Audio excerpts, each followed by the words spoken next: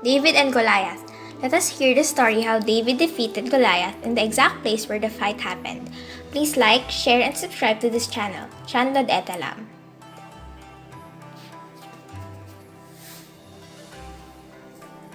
The land you see is the Israeli side during the fight of David and Goliath.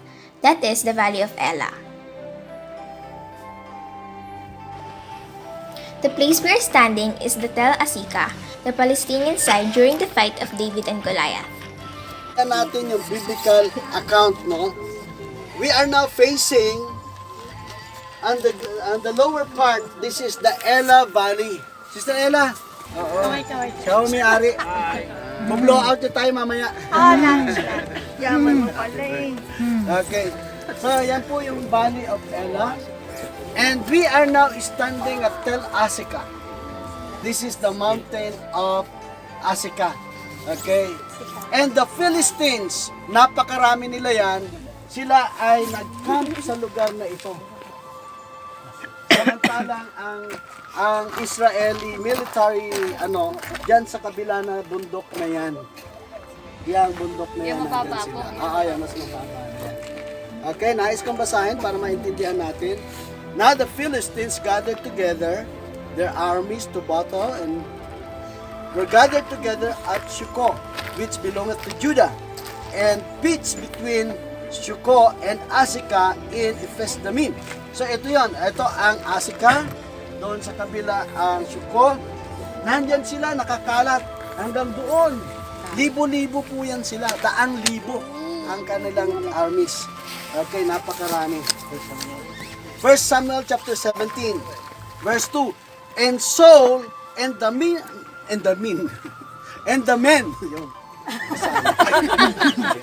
Bisaya nga. Bisaya ka, no? Sadya lang yun para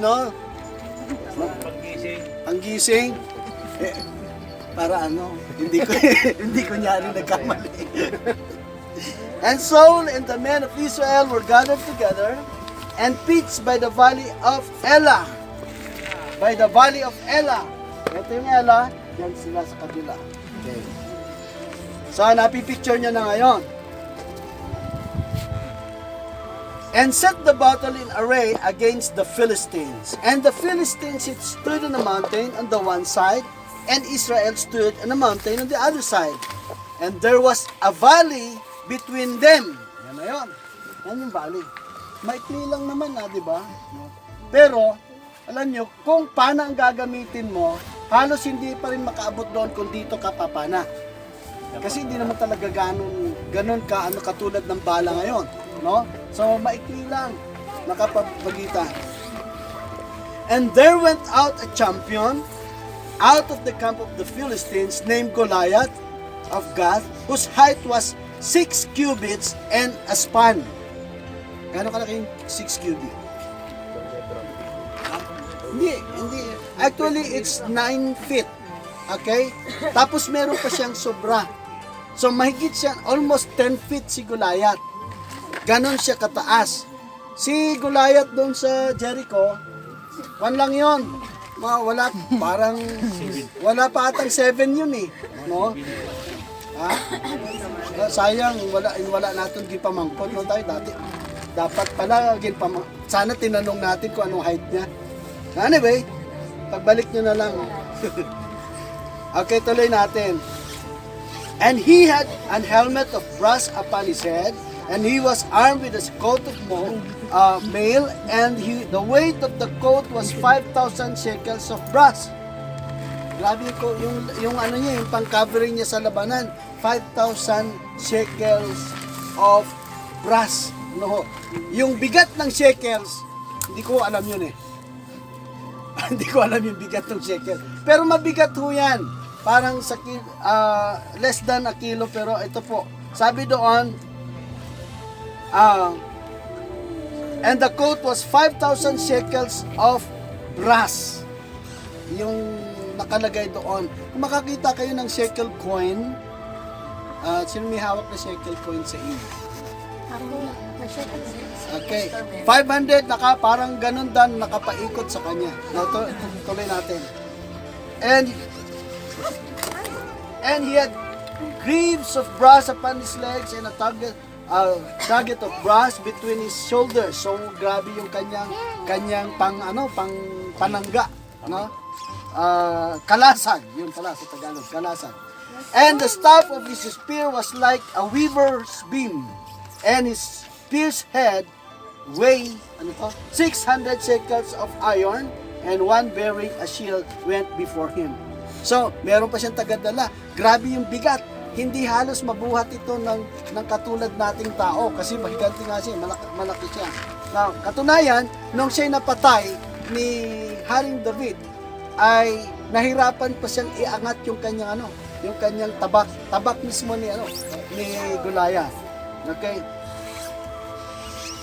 And he stood and cried unto the armies of Israel and said unto them, Why are you come out to set your battle in array? And that I Philistine and ye servants to Saul, choose you a man for you and let him come down to me. So ito na yung hamon ni Goliath. Palibasa, isa siyang malaki, nagyayabang na siya. Sabi niya, bakit ba kayo nandiyan para kami labanan? Hindi niyo ba ako nakikita? Parang ganun no? Sige, pumili kayo ng isa dyan na lalaban sa akin. Lakas ng loob no? Parang si ano lang yan Huwag na natin kwento, baka makilala niyo.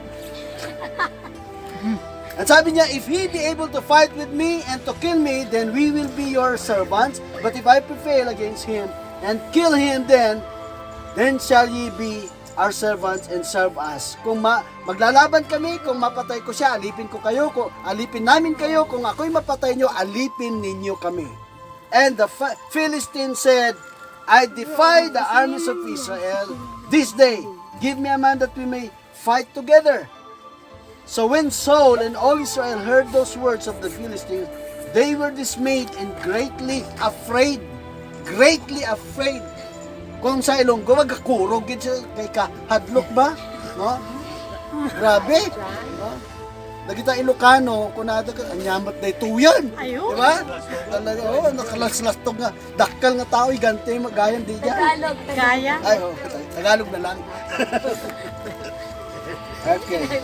So, speaking of tongues, ganun talaga yung pagka marami sa atin, kung titignan ninyo marami sa mga prominent person, mga kilalang tao, if they have yung parang sila yung feeling nila, sila yung magaling. Ganon. Yun yung feeling ni Goliath. Sana wala namang Goliath sa atin kahit maliit tayo.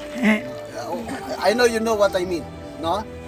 Hindi natin pwedeng ipagmalaki kung ano tayo, kung tayo ay professionals o kung tayo ay mayaman. No, remember, there is greater than us. Meron pang mas malaki kaysa sa atin. Mas mahusay kaysa sa atin. Now, verse 13, verse 12. Now, David was the son of that Ephrathite of Bethlehem, Judah, whose name was Jesse, and he had 8 sons, and the men went among men for an old man in the days of Saul. And the 3 eldest sons of Jesse went and followed Saul to the battle, and the names of his 3 sons that went to the battle were Elah, the firstborn, panganay, and next unto him Abinadab, and the third Shammah. So dito ngayon yung account ng family ni David. Bakit? Di ba galing tayo kahapon sa Shepherd's Field? Taga roon siya. Doon siya nagpapastol. Okay, yung mga anak ni Jesse, 3 doon ng sundalo at sila ay sumama kay Haring Saul dito sa lugar na ito. Malayo po yan Malayo pa po yan So ilang araw siguro nalakbayin patungo dito. So nandiyan siya ngayon. At sabi niya kay David, puntahan mo yung mga kuya mo doon. Baunan mo, tulungan mo sila sandali doon. Tapos tignan mo sila, kamustahin bago bumalik ka. Okay? So yun yung utos sa kanya. Pagdating dito ni David, napansin niya takot na takot yung kanya yung mga sundalo. Sabi niya, ano ba kinatatakutan niyo? Sabi nila, tignan natin ang conversation nila dito. And David was the youngest, and the 3 eldest followed Saul. But David went and returned from Saul to feed his father's sheep at Bethlehem. And the Philistine drew near morning and evening and presented himself 40 days. Imagine, 40 days nandito na sila. And Jesse said unto David his son, Take now for thy brethren an ephah of this parched corn and the 10 loaves and run to the camp to thy brethren. O baunan mo sila, dalhin mo ito, sabi ng kanyang tatay. And carry this 10 cheeses unto the captain of their 1,000 and look how thy brethren fare and take their pledge. Okay? Tignan mo sila. Alamin mo yung kanilang kalagayan. Meron pang padala doon para sa kanilang mga generals. Ano? Now Saul and they and all the men of Israel were in the valley of Elah, fighting with the Philistines. And David rose up early in the morning and left the sheep with a keeper. Hindi niya iniwanan na walang keeper yon, and took and went as Jesse had commanded him. And he came to the trench as the host was going forth to the fight and shouted for the battle. Nandyan na, nagsisigawan sila. For Israel and the Philistines had put the battle in array, army against army. Nakaready na sila sa labanan. Naghaharapan na. And David left his carriage in the hand of the keeper of the carriage and ran into the army and came and saluted his brethren. Okay? Binati niya na yung kanyang mga kuya niya. And he took with them, behold, there came up the champion, the Philistine of God, Goliath by name, out of the armies of the Philistines, spake according to the same words, and David heard them. So si Goliath nandito sila, banda, lumapit pa siya doon. At ang mga Israeli soldiers nandoon sa kabila, halos takot. At sigaw si Goliath, kaya sabi ni David, sino ba yung matapang na yan na sumisigaw? At sabi rito, and all the men of Israel, when they saw the men, fled from him and were sore afraid. Ang ginagawa kasi noon, sa labanan, mayroong frontliner, pupunta sa harap, sa kabila, ganun din, mag-uusap muna sila kung ano yung dapat nilang gawin, kung may susuko ba o hindi, kung tuloy ang laban. Ganon. At dahil si Goliath sumisigaw, eto namang papalapit doon, nung marinig nila at makita si Goliath, tumakbo, natakot. Marami sa atin, pagka nakakakita tayo ng Goliath sa buhay natin, we run away. Ayaw nating haramin. Diba? It symbolizes something that is so big, so great in our front, na para bang ito yung gagapi sa atin, ito yung tatalo sa atin. Ito yung nangyayari dito sa mga Philistines at saka sa Israel. Okay, now let's go on. And the men of Israel said, have you seen this man that is come up? Surely to defy Israel is he come up, and it shall be that the man who killeth him, the king will enrich him with great riches, and will give him his daughter, and make his father's house free in Israel. Now, sino to? Okay, nakita mo ba yan? Ang tapang-tapang, ang laki-laki, hindi natin kaya yan. Pero sabi ng Haring Saul, kung sino yung lalaban doon at mapatay niya yon, ibibigay ni Haring Saul ang portion ng kanyang kayamanan at pati yung kanyang magandang anak. Okay, ang ganda ng anak ni Haring Saul. Nakita niyo naman yung mga Israeli, ang gaganda. No? Yung mga sundalo nila, ang gaganda. Yung mga babae. Okay, parang mga artistahin. Ganyan yun eh. No? Kaya sabi ni kung sino yung mananalo, bibigay ko na yun, sabi ni King Saul. Handa niyang ibigay, matalo lang ang kampon, matalo lang si David at maalipin nila ang Philistines. Okay, so now let's go on. Parang nare-relate ba sa inyo? Napipicture nyo ba? O tignan nyo, kunyari nandyan yung mga Philistines, nandito sila David, yung mga Israel soldiers, the king, nandyan din yung king, si King Saul. No? So parang mapipicture natin. Galing ano? And David spake to the men that stood by him, saying, what shall be done to the man that killeth these Philistines, and taketh away the reproach from Israel? For who is this uncircumcised Philistine? Tandaan niyo, mga Hudyo, tuli po yan eh. So, tingin nila sa mga mga hindi tuli. Sabi niya, kasi yung, i-clarify muna natin yan. Bakit sila tuli? Kasi inutos ng Diyos mismo bilang palatandaan kay Abraham na lahat ng kalalakihan ng Israel tuli. Oo. Meron daw medical reason why. No? Dito naman sila Doc, pwede ninyong tanongin. No? Catch him! Patungkol dyan. Anyway, hindi yung katulian yung ating pag-uusapan.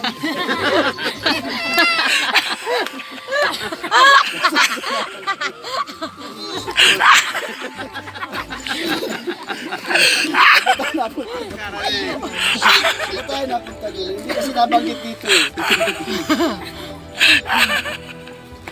Okay. That he should defy the arms of the living God. And the people answered him, sinagot nila si David, after this manner saying, so shall it be done to the man that killeth him. Ito yung gagawin sa taong kakalaban ni David, mapapatay siya, bibigay yung asawa at bibigyan siya ng kanyang power. Ika nga. And Eliab, his eldest brother, heard when he spake unto the men, and Eliab's anger was kindled against David. Bakit? Itong panganay na, yung kuya niya, sabi niya, bata pa si David noon eh. Teenager eh. Sabi niya, bakit ba nakikialam ka dito? Kami na-train na kami na sundalo. Ikaw wala pa, shepherd ka lang. So minamaliit siya. Okay? Umalis ka na dito, pinauuwi na siya eh. Nagagalit yung mga kuya niya. Do you see him? Sabi niya, and when home hast thou left those few sheep in the wilderness? Ba't iniwanan mo yung mga tupahan Do you natin see doon? him? Mabuti naman. A sheep? Mabuti to.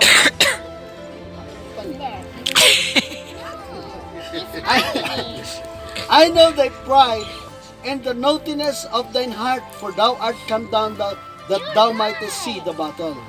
Alam ko mayabang ka eh, sabi ng kuya niya. No? Gusto mo mapanood yung labanan eh. Sabi niya, hindi ka naman na-training na katulad namin. Parang ganon. Ini-insulto siya ng kuya niya. And David said, what have I now done? Is there not a cause? Sabi niya. And he turned from him toward another and spake after the same manner, and the people answered him again after the former manner. So kinausap na ni David, iniwan niya si kuya niya, pumunta sa ibang mga sundalo at kinausap niya, ano ba pinagmamayabang niya? Ba't ba kayo natatakot? Yun yung mga tanong ni David. And David said to Saul, lumapit siya sa ari, let no man's heart fail because of him. Thy servant will go and fight with these Philistines. Imagine sila mga sundalo na. Siya teenager lang. We don't know if he is 16, 17, or 18. Bata pa siya. Without training, sa military training. At tapos lumapit siya sa hari, sabi niya, ba't ka natatakot? Lalabanan ko yan. Sabi niya gano'n. Lalabanan ko. Wala kasing nagvo-volunteer ng mga sundalo. Matignan ninyo yung tapang ni David. Sa at the young age niya, na matapang siya. Pero ito napakaganda. Naging matapang siya. Because during the shepherding na ginagawa niya, he have seen how God protected him and how God used him para patayin ang mga hayop na lalapa ng mga tupa. Ba na-practice siya? Kung yung mga military, gamit nila yung mga military arms nila, siya naman tirador. Tinitirador niya yung mga hayop. Wala siyang pinalalapit sa mga shepherds. Okay, so yun yung training ni David. Now let's go on.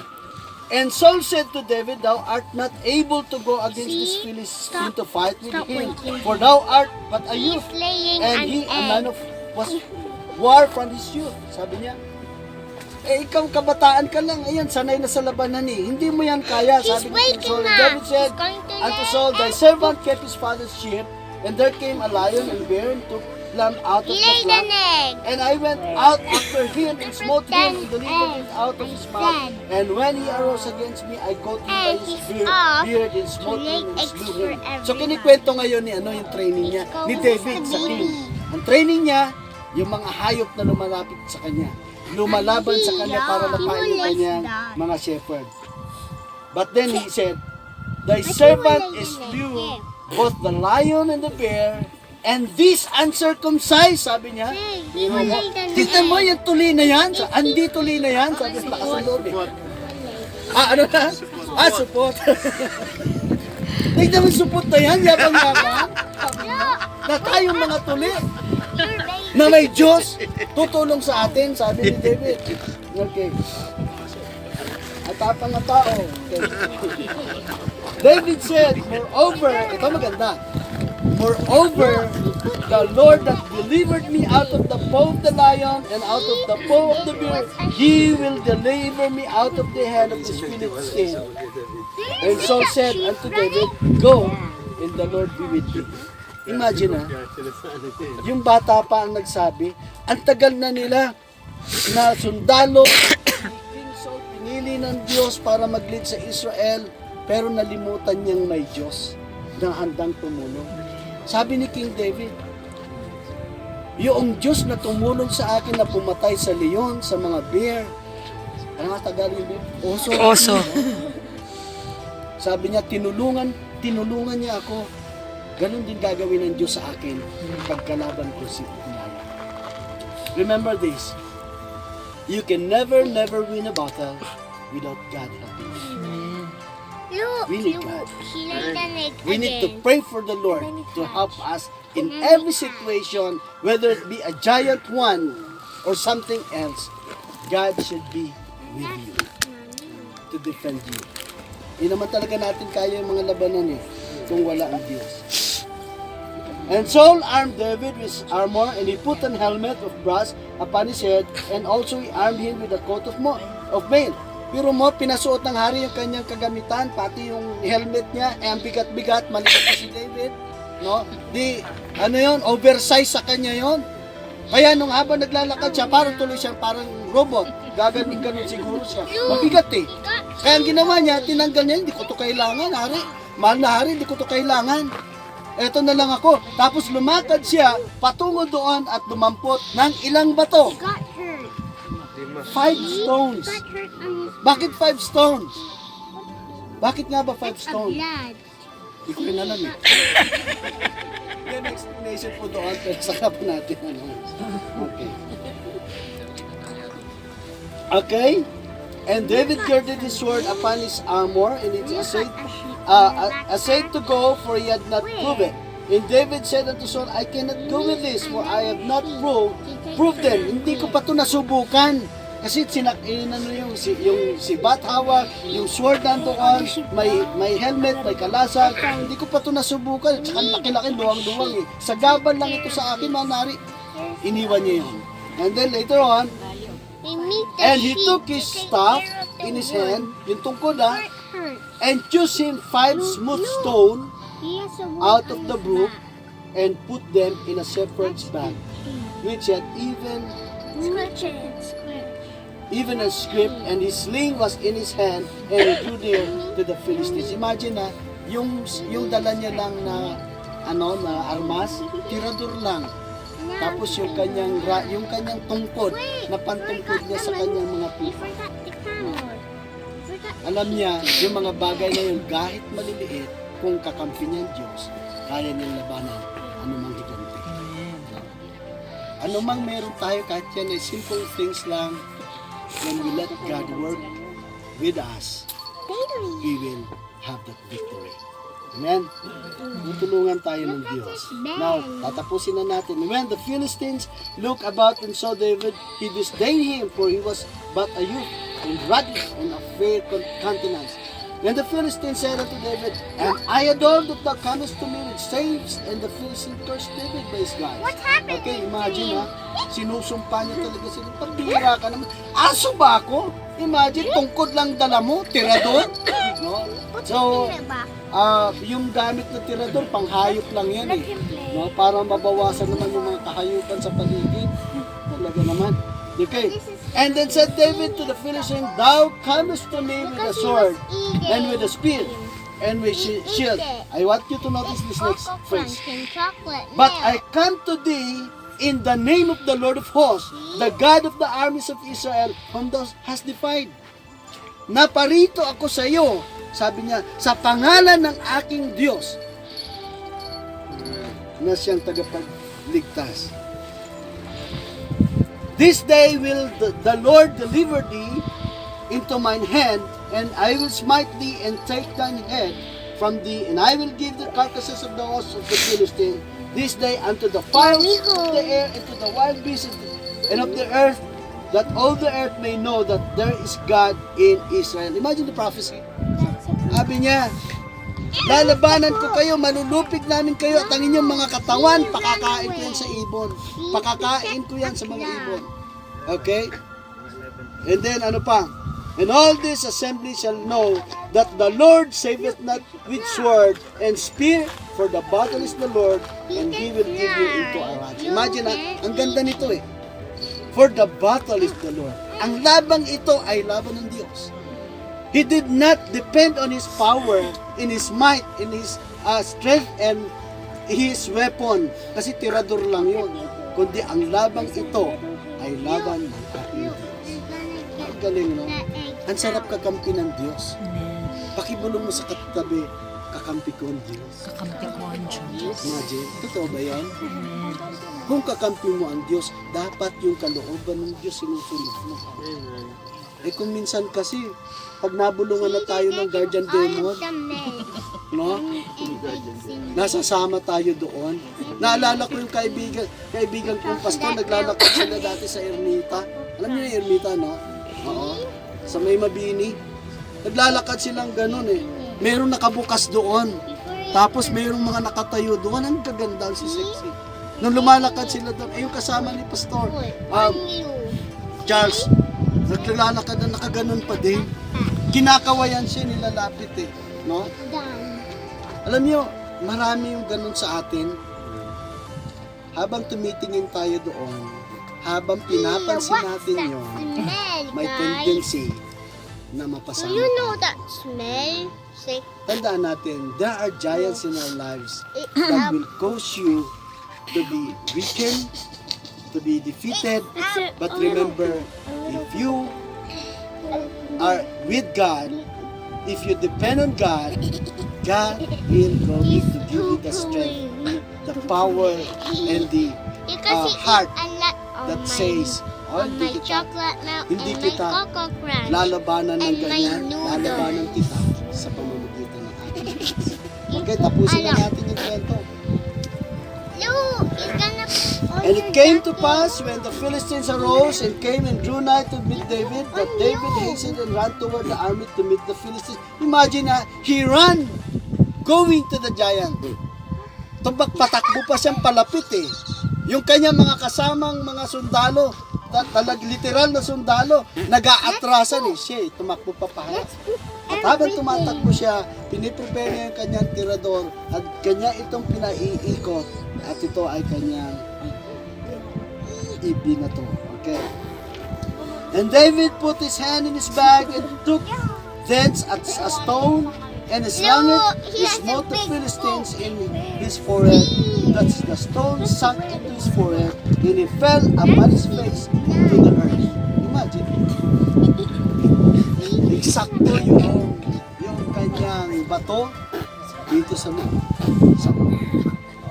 At si Goliath ay bumagsak na parang tinibang saging. Pagbagsak niya, napitan ni David, kinuha ang tabak. Siguro hirap na hirap siya, mabigat eh. Pero kung maliit na tabak ang gagamitin niya, para maraming chap-chap yun, makakaramdam pa yun. Di ba? Kasi magaang lang yung sana, chachap-chapin yung pagkalaki-laking tao. Matagal bago maputol yun. Kinuha niya, tabak ni Goliath at isang bagsak lang dahil mabigat. Putol ang ulo ni Giant, ni Goliath. At yun ang dinala ni Goliath sa harap ng hari.